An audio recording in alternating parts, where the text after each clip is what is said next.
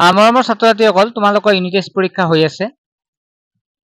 আৰু অহাকালি যে সোশিয়াল সায়েন্স আছে তোমালোকৰ সেই সোশিয়াল সায়েন্সৰ ক্লাস 10 মই কুৱেশ্যন পেপাৰখন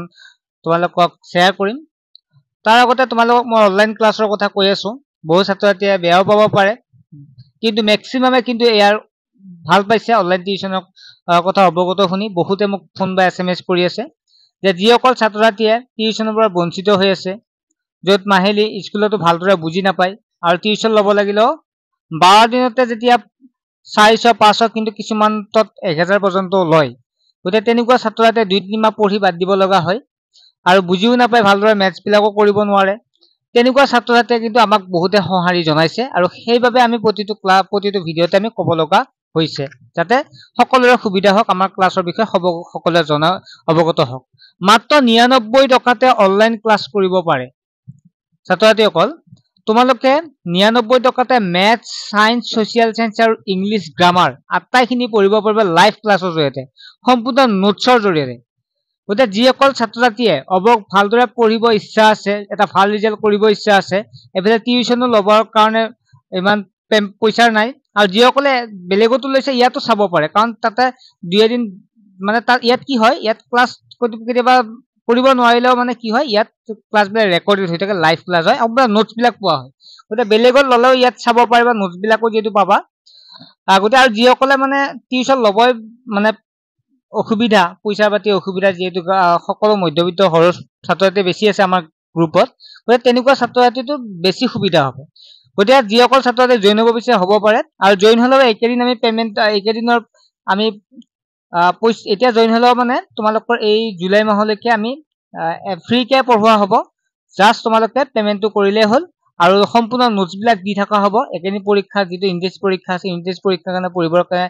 ক্লাছ বিলাক আগৰ ক্লাছ বিলাক দি দিম নোটছ দি দিম সম্পূৰ্ণ চাব পাৰিবা কিন্তু একেদিন ফ্ৰী কৰি পঢ়িব পাৰিবা যেটো WhatsApp নম্বৰ আছে এই নম্বৰতে SMS কৰি তোমালোকে জয়েন হ'ব পাৰা ঠিক আছে এতিয়া আমি প্ৰশ্নখন লৈকে আহিছো নাবাৰ্ড কেতিয়া স্থাপন হৈছিল সিডবি কেতিয়াৰ পৰা কাৰ্যকৰী কৰা হয় কিমান চনত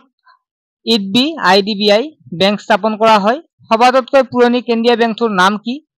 কোন বেংকে কাগজী মুদ্ৰা ছপা কৰে থলুৱা ভিত্তিত গঢ় লৈ উঠা বেংকটোৰ নাম কি বেংক কি চেপ মুদ্ৰা হয়নে নিকট মুদ্ৰা কাক বোলে জন্তুমান মুদ্ৰাৰ এটা উদাহৰণ দিয়া 2 নম্বৰ প্ৰশ্ন আহিছিল মুদ্ৰাৰ দুটা উল্লেখযোগ্য মুদ্ৰা মুখ্য কাৰ্য লিখা বিনিময় প্ৰথাৰ দুটা অসুবিধা ইংল্যান্ড আৰু ভাৰতীয় সংসদীয়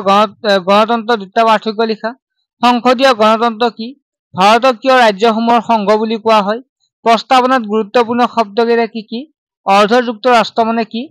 কেতিয়া কেবিনেট মিশন কেতিয়া আৰু কি কাৰণে ভাৰতলৈ আহিছিল সাৰ্বভৌম শব্দৰ অৰ্থ কি সংবিধান সভাৰ প্ৰথম সভাপতিৰ নাম কি ভাৰতীয় ইতিহাসৰ যুগান্তকাৰী ঘটনাটো কি কিমান চনত বংগৰ প্ৰেসিডেন্সি গভৰ্ণৰ জেনেৰেল পদলৈ উন্নতি কৰা হৈছিল বংগ বিভাজনৰ অন্তৰ্নিহিত কাৰণ দুটা কি লৰ্ড কাৰ্জনক সততা সহায় কৰা দুজন বিষয়ৰ নাম লিখা অসম নামৰ প্ৰদেশখনৰ জনসংখ্যা কিমান বংগবাসীয়ে জাতীয় শোক দিৱস কেতিয়া পালন কৰিছিল ভগিনী নিবেদিতাৰ সম্পূৰ্ণ নামটো কি মুছলিম লীগ নামৰ অনুষ্ঠানটোৰ দুটা লক্ষ্যৰ উদ্দেশ্য লিখা শাসন আৰু শোষণ একে লগে চলাই যোৱা হ'ব বুলি কোনে কৈছিল অৰ্থনৈতিক ভূগোল কাক বোলে ছাত্ৰ ছাত্ৰীসকল নিশ্চয় তোমালোকে কুৱেশ্যন পেপাৰখনৰ এনসাৰখিনি কৰিব পাৰিবা কাৰণ তোমালোকে পঢ়ি আছা আৰু যিসকলে পঢ়া নাই সোনকালে অনলাইন ক্লাছত জয়েন হৈ পঢ়িব আৰম্ভ কৰা বেছি সময় নাই মেট্ৰিকলৈকে আৰু চেনেলটো সাবস্ক্ৰাইব কৰি ৰাখিবা ইয়াতো তোমালোকে বহুখিনি চেনেলৰ পৰা হেল্প পাবা ঠিক আছে বাই